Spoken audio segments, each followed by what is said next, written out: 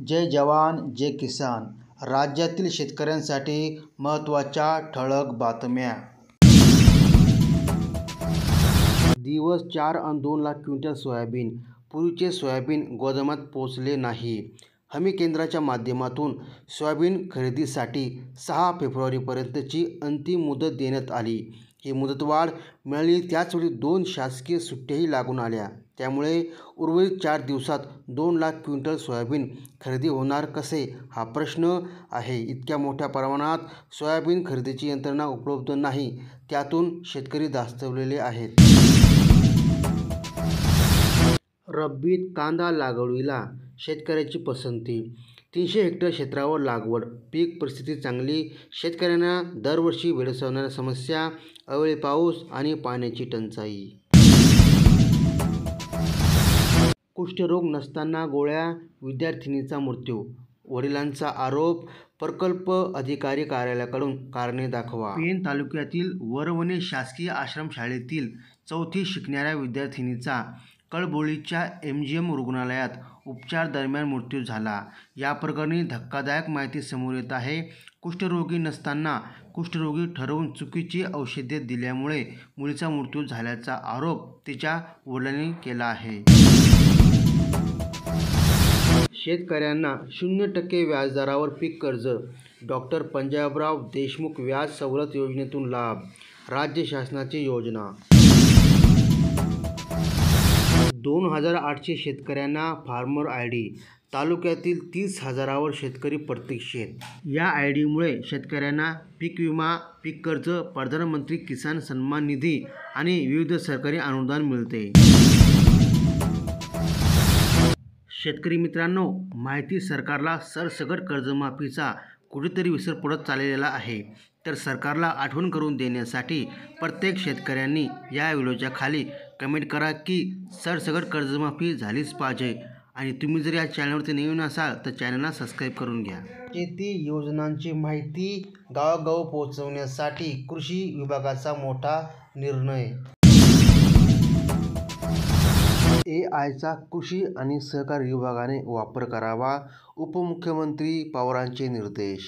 मातीतील कार्बनचं प्रमाण, मातीचं आरोग्य, तणाचा प्रकार आणि पिकाचं आरोग्य यासाठी कृत्रिम बुद्धिमत्तेचा वापर करता येऊ शकतो.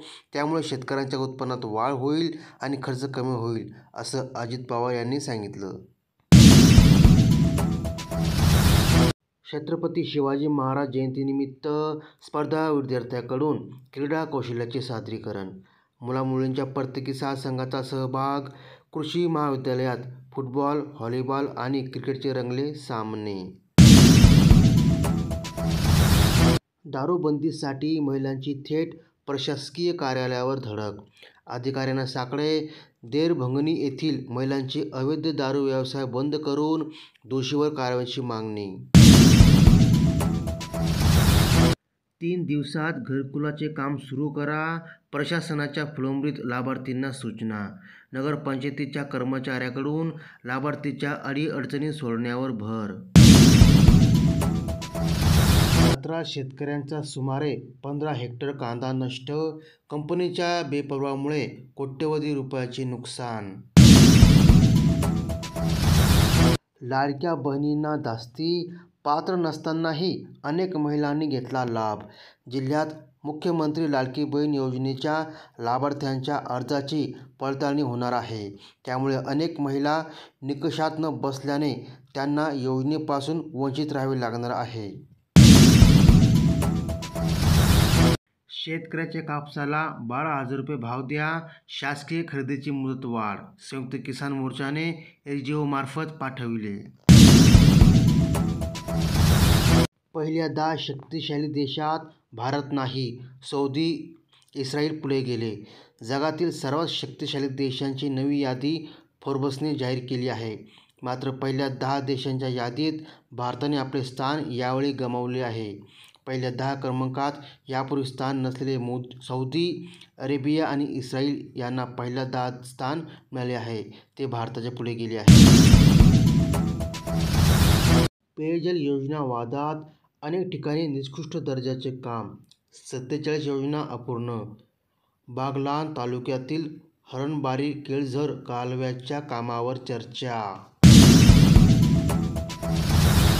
विदर्भाची झोळी रिकामी, विशेष पॅकेज बंद, वैज्ञानिक विकास मंडळावर केंद्र सरकारचे मौन. विदर्भ आणि मराठवाड्यासह राज्यातील उर्वरित दुष्काळग्रस्त भागातील सिंचन प्रकल्पांना विशेष पॅकेज देण्यात आले नाही. रोज ताज्या आणि ठळक बातम्यांसाठी आपल्या चॅनलला सबस्क्राईब करा. जय जवान, जय किसान, जय हिंद.